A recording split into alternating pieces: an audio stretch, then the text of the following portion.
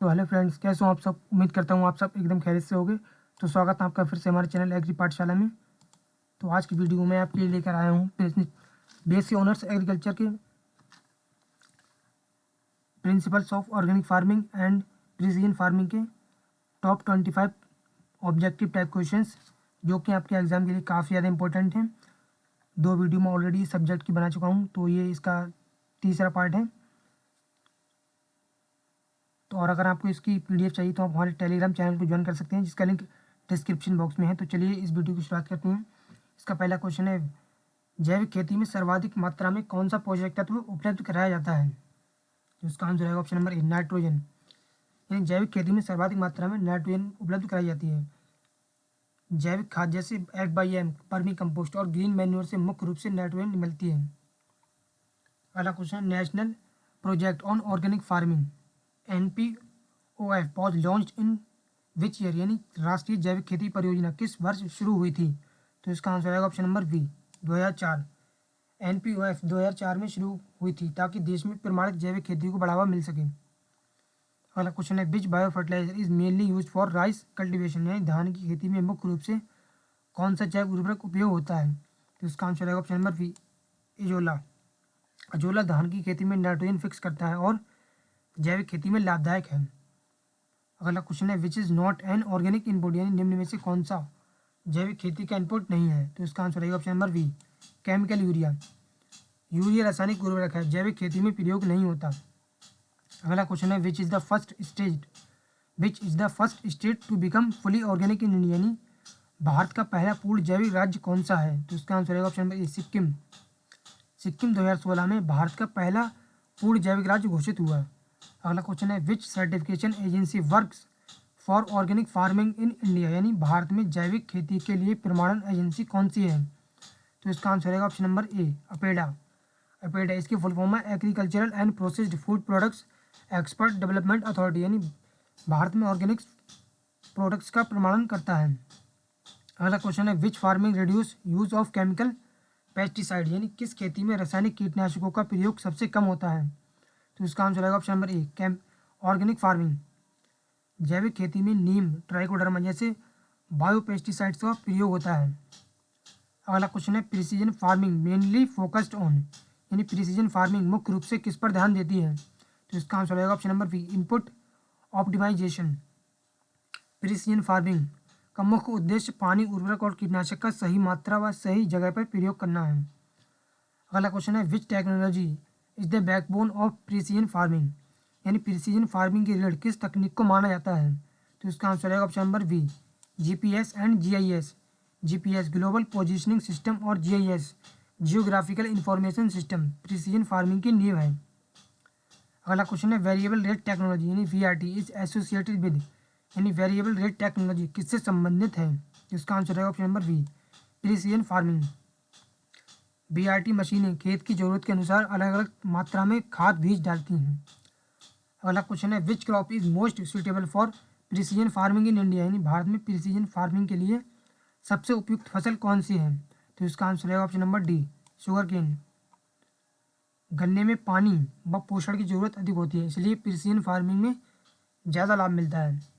अगला क्वेश्चन है, which practice is common in both organic and precision farming, यानी जैविक और प्रिसीजन खेती दोनों में कौन सा अभ्यास समान है। तो इसका आंसर आएगा option number B, resource efficiency. दोनों खेती का मुख्य लक्ष्य प्राकृतिक संसाधनों का बेहतर उपयोग है। अगला क्वेश्चन है, what is the role of drip irrigation in precision farming, यानी प्रिसीजन फार्मिंग में ड्रिप सिंचाई की क्या भूमिका है। तो इसका आंसर आएगा option number B, reduce water loss, यानी ड्रिप सिंचाई से पानी सीधे जड़ों तक जाता है, पानी की बचत होती है। अगला क्वेश्चन है, which organic manures has the highest nitrogen content, यानी किस जैविक खाद में नाइट्रोजन की मात्रा सबसे अधिक होती है। तो इसका आंसर आएगा option number B, poultry manure, यानी पोल्ट्री खाद में नाइट्रोजन सबसे अधिक 2 से 3% होती है। पोल्ट्री खाद वो खाद होती है जो मुर्गी पालन होता है उसके जो वेस्टेज होता है उससे बनाई जाती है पोल्ट्री खाद, उसमें सबसे ज़्यादा नाइट्रोजन होता है। Which crop residue is widely use in organic farming, यानी जैविक खेती में सबसे अधिक कौन सा फसल अवशेष उपयोग होता है। तो इसका आंसर रहेगा ऑप्शन नंबर ए, व्हीट स्ट्रॉ यानी गेहूं की स्ट्रॉ। गेहूं का भूसा और जैविक गेहूं का भूसा जैविक खाद व मल्चिंग के लिए सबसे अधिक प्रयोग होता है। अगला क्वेश्चन है which act regulates organic certification in India, यानी भारत में ऑर्गेनिक प्रमाणन का कौन सा अधिनियम नियंत्रित करता है? तो इसका आंसर है ऑप्शन नंबर बी, एनपीओपी। इसकी फुल फॉर्म है national programme on organic production. NPOP Bharat में ऑर्गेनिक प्रमाणन का मुख्य ढांचा है। अगला क्वेश्चन है प्रिसीजन एग्रीकल्चर हेल्प्स इन, यानी प्रिसीजन कृषि किस में मदद करता है?